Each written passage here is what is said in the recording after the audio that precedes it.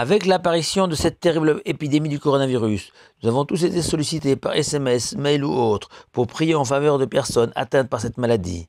Cet usage prend sa source dans notre paracha de Béalotra. Myriam la prophétesse, sœur de Moshe et de Aaron, après avoir médit de son frère Moshe, a été frappée par la lèpre. Et c'est Aaron qui va supplier Moshe de prier pour la guérison de leur sœur. Et Moshe acceptera et adressera les 5 mots suivants à l'Éternel. Quel Narefanala, Dieu s'il te plaît, guéris-la maintenant. Et nos sages nous révèlent qu'à travers les paroles de Aaron, agrémentées des explications de Rachi, on peut comprendre le mécanisme de ces prières en faveur d'autrui. Que notre sœur ne soit pas condamnée à mourir, alors que nous sommes issus de la même matrice. La chair de Myriam est un peu la mienne et la tienne. C'est donc comme si la moitié de notre propre chair était rongée. Dès lors, si l'on est pénétré de l'idée clé du judaïsme, que nous sommes tous les enfants d'un même Dieu, Avinu Shebashamaim, notre Père à tous qui est aux cieux, on doit essayer de ressentir les souffrances d'autrui, comme celles endurées par son propre frère, au point que le Talmud enseigne que celui qui a la possibilité d'invoquer la miséricorde divine pour son prochain et s'en abstient est un fauteur. On l'apprend du prophète Samuel, qui assurait les enfants d'Israël que jamais lui, Samuel, ne pécherait en refusant de prier en leur faveur en cas de besoin. Et Rava rajoute que si la personne sollicitée pour prier est un sage, il doit implorer l'Éternel jusqu'à en tomber lui-même malade. Le Khatam Sofer l'explique ainsi. Le sage est comparable à la tête du corps que forment les enfants d'Israël. Or, la tête ressent la moindre souffrance de n'importe lequel des membres du corps. C'est aussi la raison pour laquelle Rabbi Pinchas Bar Hana recommande, en se fondant sur un conseil du roi Salomon, celui qui a un malade dans sa maison se rendra chez un sage pour qu'il prie pour lui.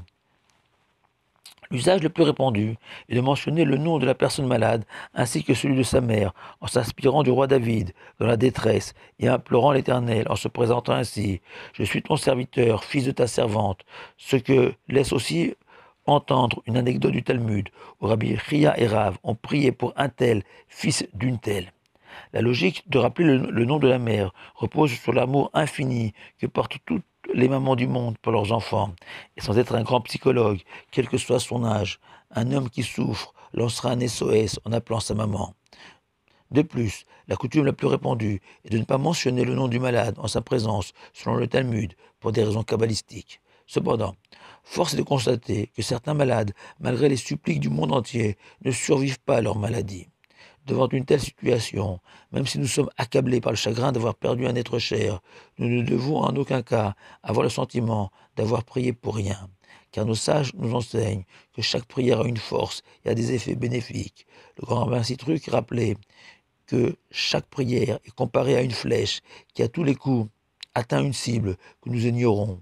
Ainsi, le Sforno raconte que Moshe a supplié Dieu de guérir immédiatement Myriam de sa lèpre, afin de lui éviter l'humiliation terrible d'être mise en quarantaine aux yeux de tous, en étant chassée du campement des enfants d'Israël.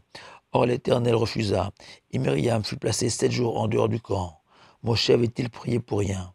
Non, car le Rachaim Akadosh explique que grâce à la prière de Moshe, Myriam fut immédiatement guérie et débarrassée de ses souffrances, tout en respectant une période de 7 jours de quarantaine devant la gravité de sa faute. Rav Steinman avait l'habitude de raconter l'histoire de ce juif qui a prié pendant 40 ans pour que son fils, qui s'était égaré spirituellement, retrouve le chemin de la Torah, fasse teshuva. Mais ce fils ne s'est jamais repenti.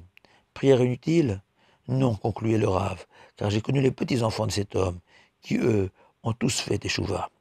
Mais n'oublions jamais cependant que c'est le malade qui doit en tout premier lieu, prier pour lui-même, à l'instar de toutes ces histoires chassidiques, où par exemple un juif est venu demander une prière à son rabbi, et le rabbi exigea alors une somme exorbitante, et ce juif rétorqua au rabbi: « C'est un véritable scandale de profiter de ma situation pour m'extorquer tellement d'argent.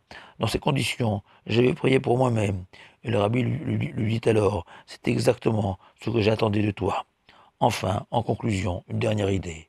Toutes les prières ne nous dispensent pas de prodiguer tous les soins possibles aux malades, à l'image de Caleb, mari de Myriam, qui soigna sa femme avec un dévouement exceptionnel. Le jour de sa guérison, sa joie fut telle qu'il organisa une seconde cérémonie de mariage, selon le Midrash, avec un immense repas de reconnaissance à l'Éternel pour avoir épargné son épouse. Ce repas que nous organiserons avec l'aide de Dieu à la fin de cette épidémie pour le remercier de toutes les guérisons et en se souvenant aussi des personnes emportées par ce fléau mondial. Shabbat Shalom à vous tous.